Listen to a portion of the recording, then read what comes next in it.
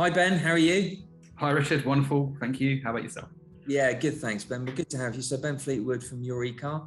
Tell us a little bit about you and your eCar, or Eureka as it's supposed to be uh, said. That's the one.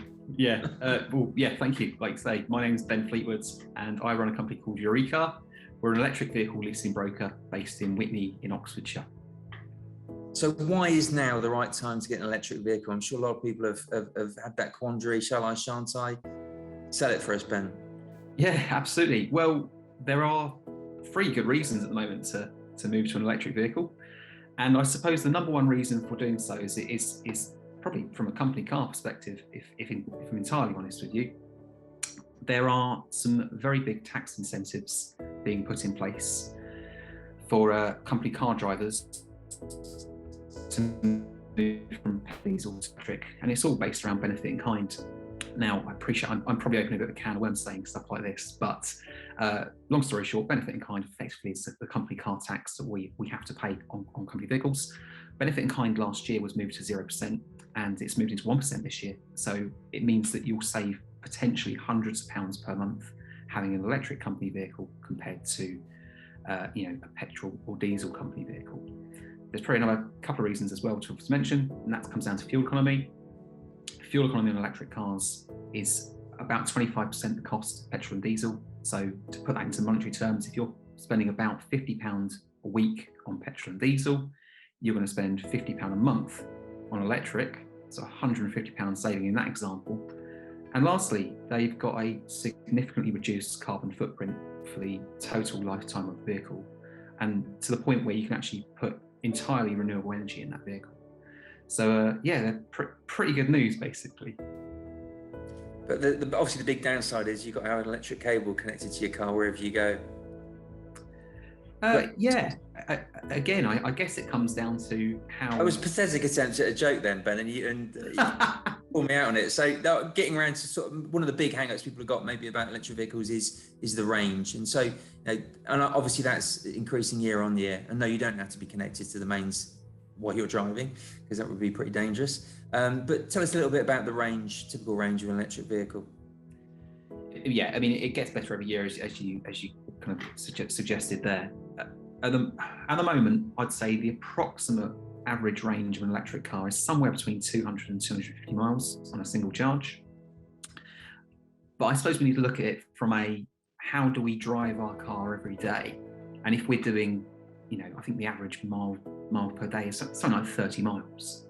So if we're doing 30 miles a day and we're able to come home and recharge our car up from home, then we can crack on with our usual day-to-day stuff. The issue kind of occurs when you're doing longer journeys, and if you're regularly doing kind of more than 250 miles a day or a week, it might not actually be suitable for you right now. For the majority of people, it probably could work, but we're still in a moving market and moving technology, so we've got a long way to go. And if we look back the past 8 years on how far electric cars have come, the Renault Zoe came out 9 years ago, the Nissan Leaf came out 10 years ago, and these are kind of the first electric cars. So you think it's 2030, they're moving it to no more sale of petrol and diesel. It will be pure electric, but that best part of 10 years is still there. So there's a lot to change between now and then. And I presume if you are doing longer journeys, that there's a readily available network of charging points that you can access through an app or something. I'm sure that there are plenty available.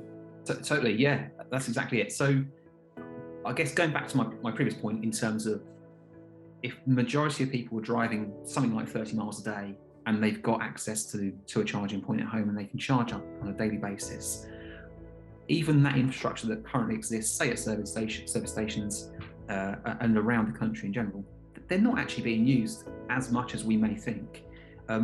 It's not like everyone's using them on a daily basis. It comes down to that point when you are going, right, do you know what, we're going on holiday, or pop down to Cornwall. It's a bit further than the battery will get us. But even if you're doing, say, 210 miles, that's 3 hours driving at 70 miles an hour, which unfortunately in this country is quite difficult to do due to traffic congestion. But that's quite a long time to drive, but without having a break. And if you can plug in at a service station and you know, pop in for 45 minutes and get 80% of your charge back, then that's going to get you to where you need to be. So I was just about to ask, what was, you know, typical length of charging? You're saying it's about 45 minutes. It's a godsend for service station owners, isn't it, really? Yeah, totally. Yeah. It depends. Again, it depends on the size of the battery, but you know, you're talking 45 minutes to 65, 70 minutes potentially, and you don't necessarily have to charge up to 100%. You can charge, you know, 30% of the battery. You can charge 50. You know, any amount. And we're now, I can't remember which supermarket, it might have been Sainsbury's, that they're now getting charging points installed in car parks, obviously, so you can charge up while you're shopping, which makes a lot of sense as well. Yeah, and they've got a nice little setup there. It's the approach to it is it's a very small charge they'll give you back, but the point being is you pop into Tesco, you pop into Sainsbury's, other supermarkets are available as well, and and you plug your car in, you do your shopping, you come back and you might have got an extra 6-7 miles worth of range back. But the point in it is, it's cost you nothing to get to your supermarket. And I'm sure you can't give 50% off electric vehicles, Ben, but what sort of privileges and benefits could you offer to another Club Platinum member? Well, we can certainly offer a direct line to the experts, mainly me, to be honest, about what we can do, and we'll give you a preferential rate. We can see what we can do for you, and we'll make sure you're well looked after. Excellent, brilliant, Ben. Well, lovely to see you, and we look forward to seeing you soon. Thanks, Richard. Thanks for having me. Cheers.